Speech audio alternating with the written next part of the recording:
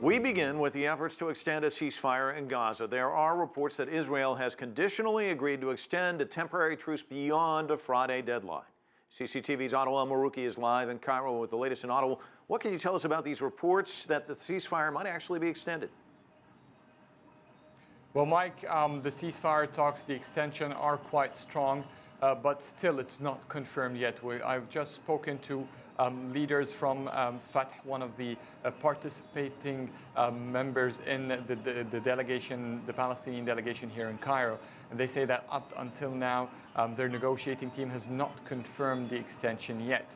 That was just a few minutes ago. They've been holding extensive talks for about 6 continuous hours up until now, and they couldn't reach any of the delegates inside the talks with the Egyptian intelligence up until now. So it seems it's not solid yet, but there is a very strong tendency from the Palestinian factions to extend not just for Egypt's recommended 5 days, but even for a week.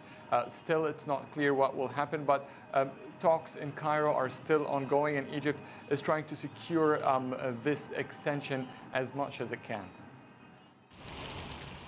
More politicians arrive in Cairo. Among them, Middle East Quartet envoy Tony Blair and UN Special Coordinator Robert Siri. The 4-week conflict has claimed more than 1,900 lives, most of them Palestinian civilians. And politicians are determined to build on the ceasefire Egypt has secured. This is the 3rd round of truce talks for Gaza, and after 3 Israeli offensives in recent years, the Palestinian delegates hope this round will be different. They include negotiators from Hamas, which controls Gaza, members of the Palestinian Authority, and Fatah. This is the first time a truce has been reached through Egyptian dialogue with all Palestinian factions, not like the past when ceasefires were reached with one-sided talks. In 2012, former Egyptian President Mohamed Morsi dealt only with Hamas. In 2008, his predecessor Hosni Mubarak dealt only with the Palestinian Authority President Mahmoud Abbas. So the inclusiveness this time is making Palestinians hopeful. This will let Israel realize it has a clear partner with clear ideologies. President Abu Mazen talks about peace with Israel. We don't want the country that was suddenly created to be removed.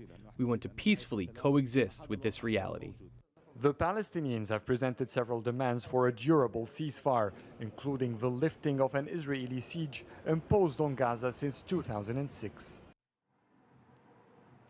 Now, what we're getting so far is that most of the Palestinian delegates are in favor of an extension for the ceasefire, but some Hamas members are still not convinced that this will be the proper way to proceed. Also, there have been some reports about statements from Izzeddin Qassam's brigade, the military wing of Hamas, saying that it will continue its attacks right after the deadline of the ceasefire ends on Friday. Adel, I have to ask you, has Israel responded to the Palestinian demands?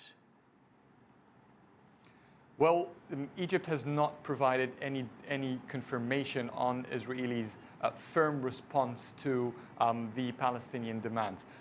There have been a lot of talks about what is going on between both sides. Israel is trying to push forward at least either disarming the Gaza Strip, or at least making sure it will not be rearmed. And that's one of the main demands for Israel. So it does not want to give the Palestinians the confirmation after it gets a response on that part, which is quite a big no for the Palestinian factions here.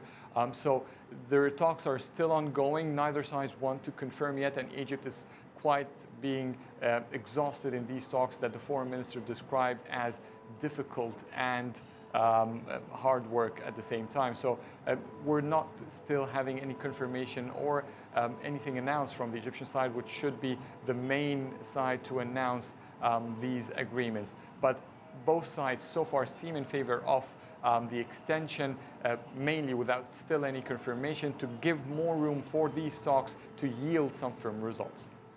Adel Mahrouky, live for us in Cairo. Thank you.